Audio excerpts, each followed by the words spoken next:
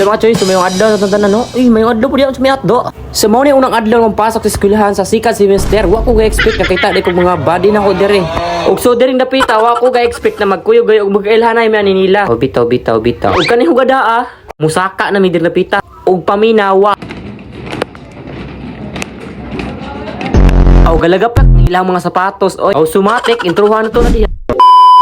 Aw sumatik mga choice snappy na po na yung body dirang dapita. Aw so diri dapita pag humatok kasi kaso nilargada yung ta kay syempre basi malita. Kay lagi ang atong gilikayan ang traffic nga porting taasa. Aw syempre matik wala nang handugay ning gikan dayon ta sa atong boarding house. Ug kaning orasang pag-asikasuha kay porti paging sayuhan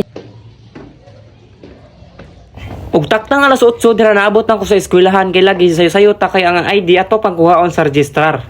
Ug so imatik mga choy ato ni i-pass forward kay kaning bidyuha porti ning taasa.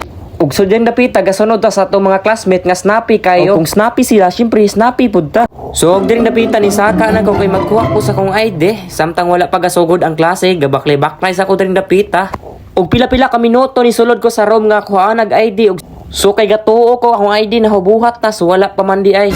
So samtang gahulat ko sa kong ID, nakakita ko sa trophy nila nga 14 nindota. Aw sumatik kaklaro tong ID nga gidit-edit pa nila. Bitaw kaklaro ana. So mga 5 minutes isa na human atong ID ug so dire nga fill up sa ta pirma dayon kuha sa ID ug diretso na. Aw paglantaw snappy kayo oy. So og way handugay mga choice so dire pila na may kay lagi oras na para pod magklase.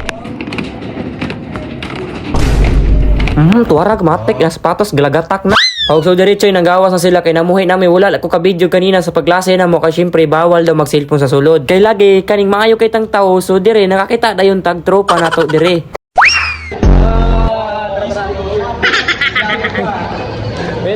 Wait na kami. Ingat. So og dire lang ko kutob mga choy, God bless ninyong tanan.